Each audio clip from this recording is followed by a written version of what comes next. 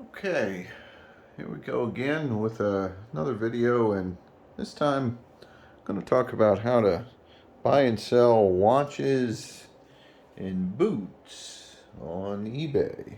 And be careful because then you'll end up with a collection like this, and a collection of boots that is just the start of. So anyway, a quick boot check here. We'll check in with Jenny. She's sleeping peacefully there.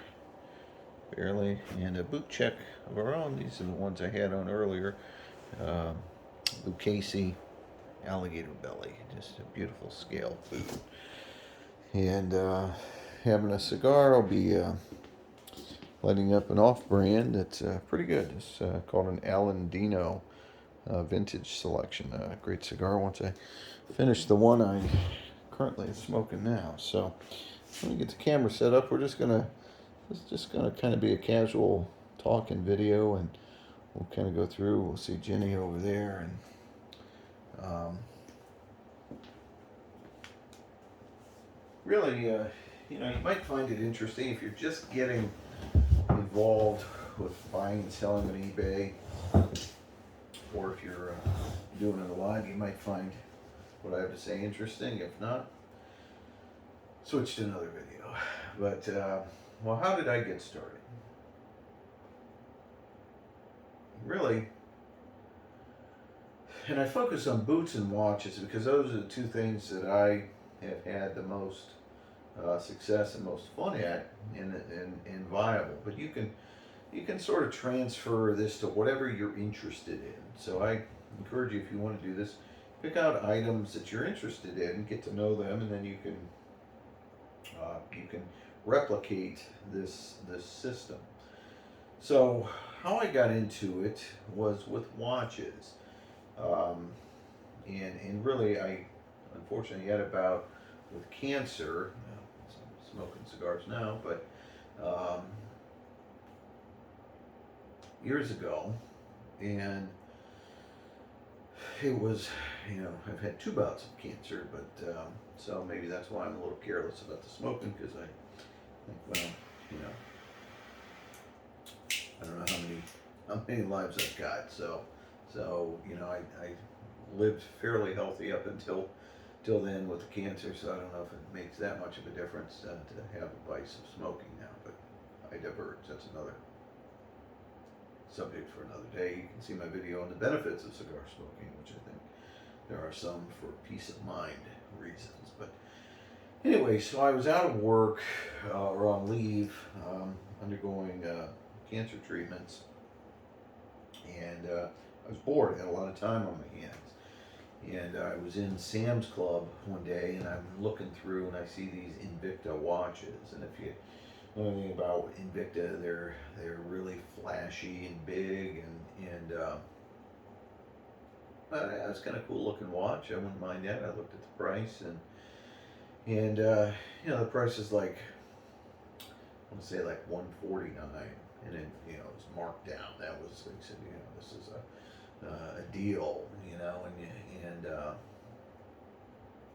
I didn't buy it. I went home, and I took a look on eBay, and to my surprise, I found that same watch for like $75, brand new, and then there were some that were used for that amount, and I didn't see any used less than that for that particular model. But I thought, if I can get it almost half price, basically half price, why not? And then I started looking into, well, what if I don't like it? Can I sell it? And that was one of the impetus for the idea of purchasing. It was like, if I get tired of it, I don't like it, can I sell it? And eBay has this feature that you can look at uh, whatever search items you're looking at. You can look at what they sold for. And back then, this was some years ago, that feature would go back quite a period of time. I'm thinking at least a year. You could see what items sold for. Now they limit that; they don't go back nearly that far, maybe 90 days. I'm not sure.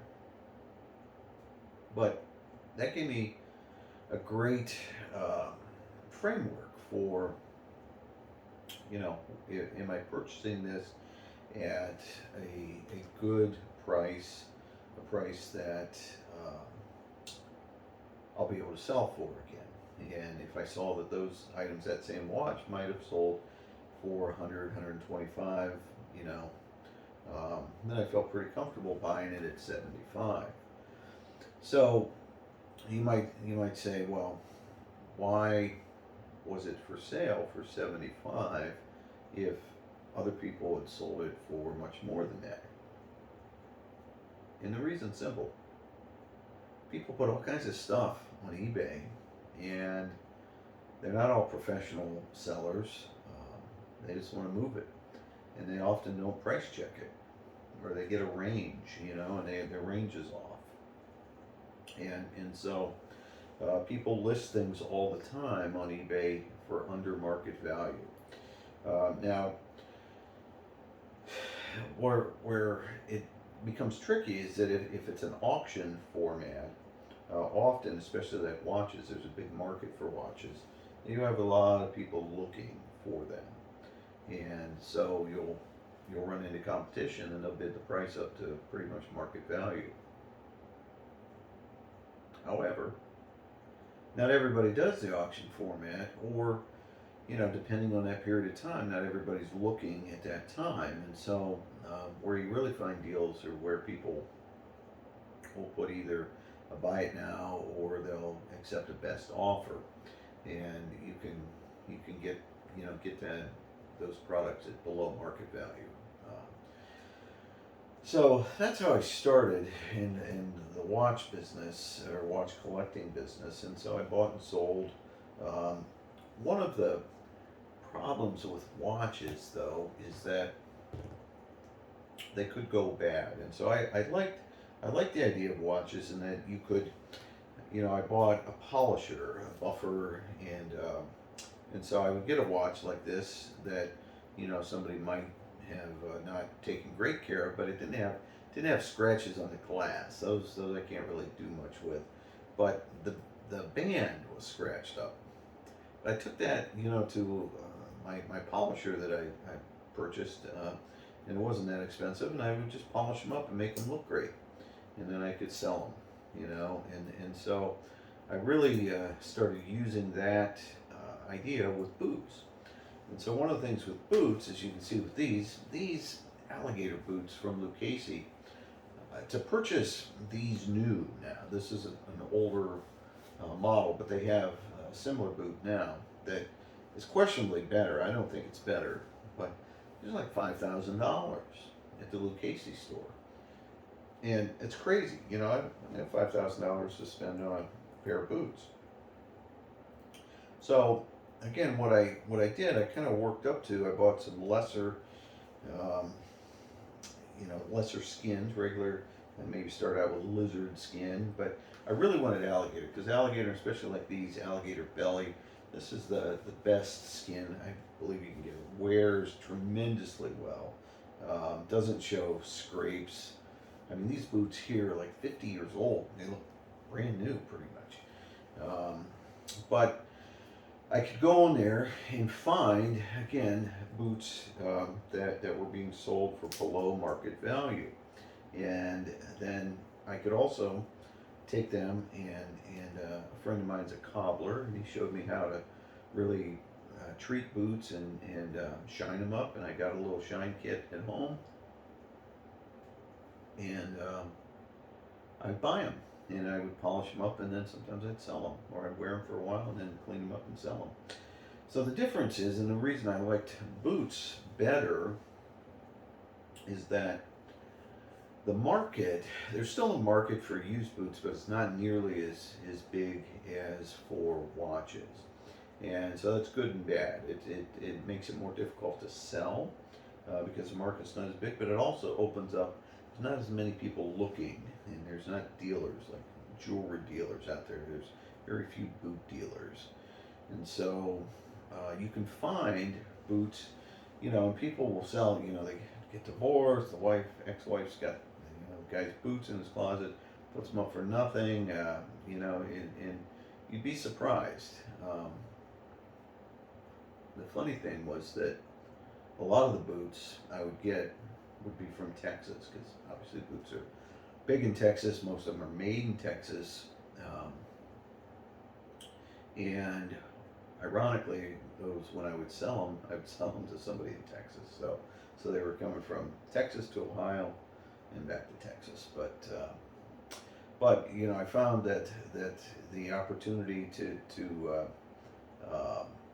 turn a better, you know, to turn your money into a better purchase for something else in the boots, because you could really get boots at a far reduced value, far reduced from market value, and then you have to take your time and allow them to put a price that you want to stand firm on, or a little bit above, and you'll come down to a price that you're comfortable with selling.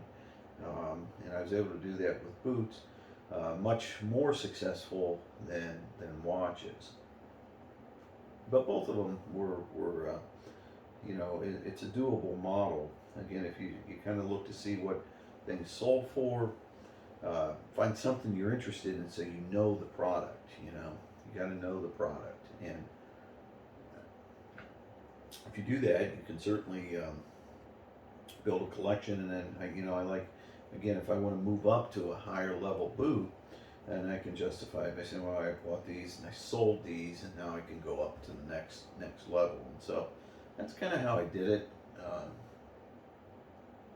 You know, over the years, you know, I'd be more interested at times than others, and so I'd look at it. But eBay also has this feature where you can save searches, and so if there's a certain boot or a certain watch you're looking for, you can save that search, and you get alerts whenever somebody lists a new one, and so you can, you know, try to jump on it if it's at a below market price, and then again take that item, wear it, use it, and then when you're ready to sell it, clean it up, get proficient in making it look nice, because people want to buy stuff that looks nice, and then sell it. So that's really all there is to it.